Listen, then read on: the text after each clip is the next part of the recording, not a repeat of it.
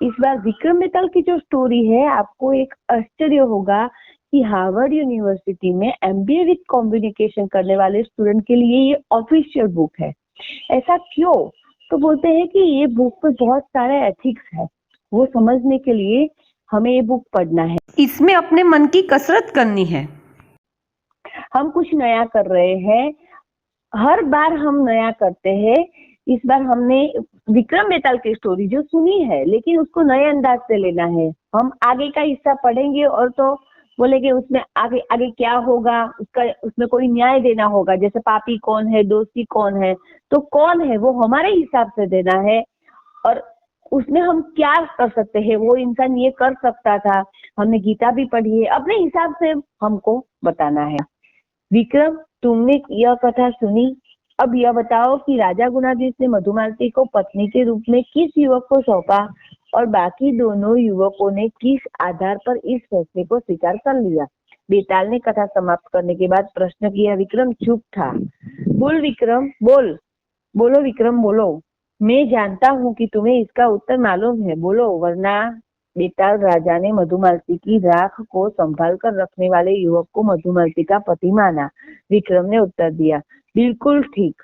अब यह भी बता दो कि बाकी दोनों युवक ने इस फैसलों को क्यों स्वीकार किया। बेताल ने पूछा। राजा ने जो तर्क दिया उसे आधार पर यह फैसला तो स्वीकार करना ही था, क्योंकि जीवन देने वाला पिता समान, जीवन देने वाला जिसने जीवन दिया वो पिता समान, अस्थियां चुनने वाला का दर्जा पुत्र समान होता है, पुत्र उसकी अस्थियां लेता है। अतः जिसने मधुमालती की राख रखी वही उसका पति बनने योग्य था। विक्रम ने उत्तर दिया, बिल्कुल ठीक कहा विक्रम तुमने। तुम निश्चित ही एक न्यायप्रिय राजा हो, किंतु तुम मेरी शर्त भूल गए। क्योंकि तुम बोल पड़े इसलिए मैं जा रहा हूँ। आज हमारा 7वां दिन है। हमारी स्टोरी है कौन बड़ा बलिदानी। शमशान में पहुंचकर विक्रम ने बेताल को पुनः अपने वश में कर लिया और अपने पेट पर लादकर साधु के पास चल। विक्रम ने कोई उत्तर नहीं दिया और बेताल ने एक नई कथा सुनाई, आरंभ की। उस समय की बात है जब वर्धमान नगर में रूपसेन नाम का राजा राज्य किया करता था। वह बहुत ही दयावान और प्रजापालक था। एक बार राज दरबार में बैठा राज्य से संबंधित जरूरी कार्यों को निपटने में व्यस्त था कि तभी सेवक ने आकर उसे सूचना दी कि कोई व्यक्ति उससे जरूरी मिलना चाहता है। क्योंकि जनता से मिलने का निर्धारित समय पूरा हो चुका था, इसलिए रूपसेन ने मना करवा दिया। लेकिन जब मिलने वाला व्यक्ति न माना और आज ही मिलने की जिद करने लगा, तो राजा रूपसेन ने उसे दरबार में बुलावा दिया। आने वाला व्यक्ति राज दरबार में आकर रूपसेन के सामने उपस्थित हो गया। कहो, क्या चाहते हो तुम? राजा ने प्रश्न किया। महाराज, मैं अपनी नगरी का ही एक साधारण नागरिक हूँ और अपनी छत्र छाया में रहकर आपकी सेवा शुश्रूषा करना चाहता हूँ। उस व्यक्ति ने उस व्यक्ति ने उत्तर दिया, यह तो बहुत ही अच्छी बात है, पर तुम किस तरह का काम करना चाहते हो? राजा ने पूछा। महाराज, मैं आपकी निजी सुरक्षा का कार्य करना चाहता हूँ। ठीक है, हम तुम्हें यह काम सौंपते हैं। अब तुम हमें अपना नाम बताओ और यह भी बताओ कि तुम कितना वेतन लेना चाहते हो। हे राजन, मेरा नाम बीरबल है। मेरे परिवार में मेरी पत्नी तथा एक पुत्र व पुत्री है और मुझे वेतन में प्रतिदिन 1000 तोला स्वर्ण चाहिए। बीरबल ने उत्तर दिया। बीरबल की बात सुनकर राजा एकदम चौंका। वहां उपस्थित सभी राज दरबारी आश्चर्यचकित थे, परंतु राजा रूपसेन ने यह सोचा कि प्रतिदिन 1000 तोला स्वर्ण मांगने वाला इस व्यक्ति में अवश्य ही कुछ असाधारण बात होगी। इसलिए रूपसेन ने बीरबल को उसके द्वारा मांगे हुए वेतन पर अपनी सेवा में रख लिया। बीरबल रोजाना सूर्यास्त के बाद राजा रूपसेन की निजी सुरक्षा में लग जाता। जब रूपसेन स्वयं कक्ष में सोने जाता, बीरबल वहां रात भर जाग कर पहरा देता। राजा को रात में जब भी किसी चीज की आवश्यकता पड़ती तो बीरबल उसे तुरंत उपलब्ध करा देता। रूपसेन ने बीरबल को किसी भी समय अपने कार्य के प्रति असावधान नहीं पाया। अपने काम के बदले में रोजाना मिलाने वाले 1000 तोला स्वर्ण को बीरबल दो बराबर भागों में बांटता। एक भाग साधु संतों की सेवा में खर्च कर देता, दूसरे भाग पुनः दो भाग, दूसरे भाग के पुनः दो भाग कर देता, जिससे एक भाग वो गरीबों की सेवा में लेता और बाकी बचे हुए भाग को अपने परिवार के कार्यों में उपयोग करता था। वह प्रतिदिन नियम से यह कार्य किया करता था। राजा रूपसेन बीरबल की सेवा से बहुत प्रसन्न था। अब उसे भी यह लगने लगा था कि बीरबल जैसे स्वामी भक्त सेवक के लिए यह वेतन उचित है।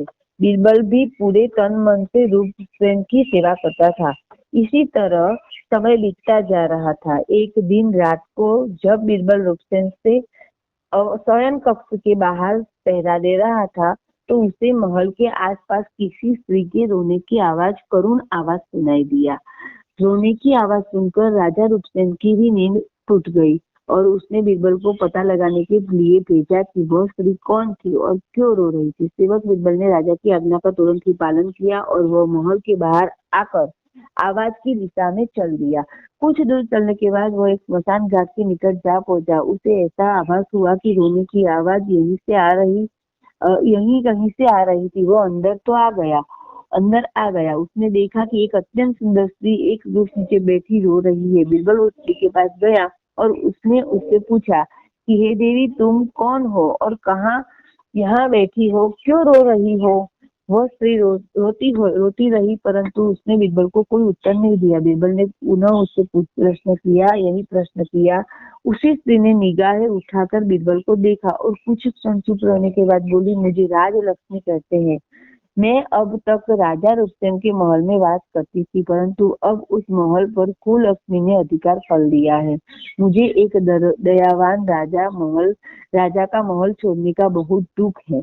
उस कुलक्ष्मी का कुप्रभाव भी महल पर शीघ्र ही होगा, जिसके कारण राजा रुस्तम एक माह के अंदर उसके दुखों को भोगता हुआ मृत्यु को प्राप्त होगा। राजलक्ष्मी की यह बात सुनकर बीरबल बहुत परेशान हो गया। उधर राजा रुस्तम भी इस आवाज के प्रति अपनी जिज्ञासा के कारण बीरबल के पीछे स्मशान घाट पर पहुंच गया था और उसने भी यह सब बातें सुन ली।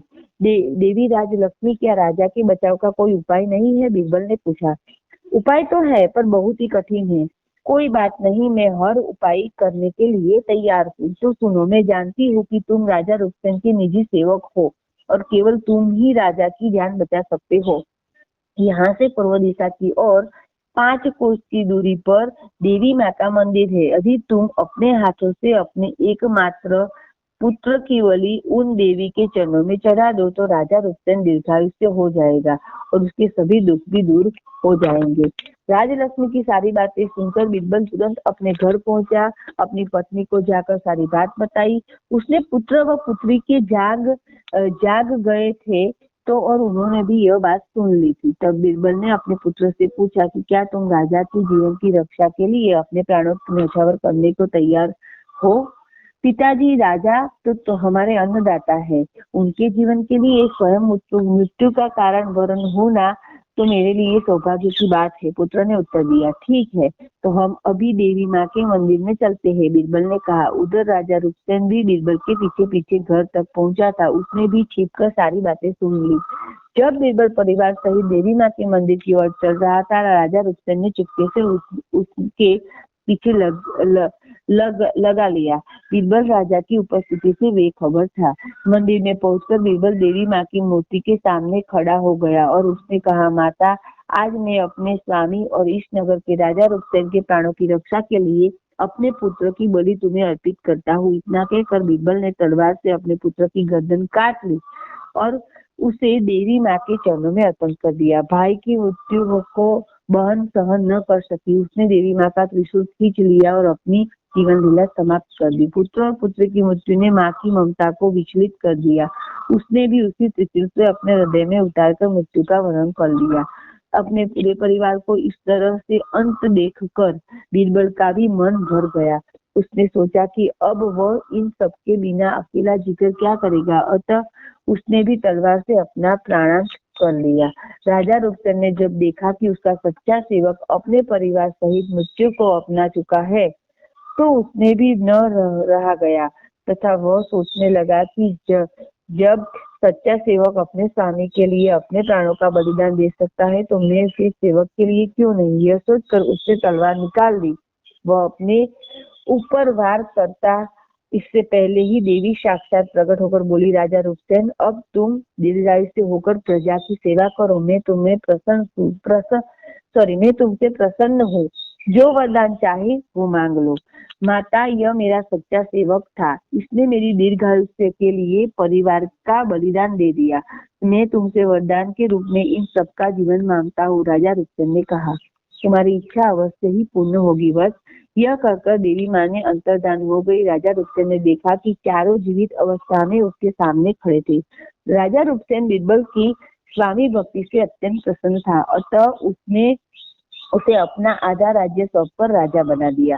विक्रम, तुमने कथा तो सुन ली। अब यह बताओ कि बीरबल, उसकी पत्नी और पुत्र और पुत्री तथा राजा रूपसेन में से किसका बलिदान सबसे बड़ा था।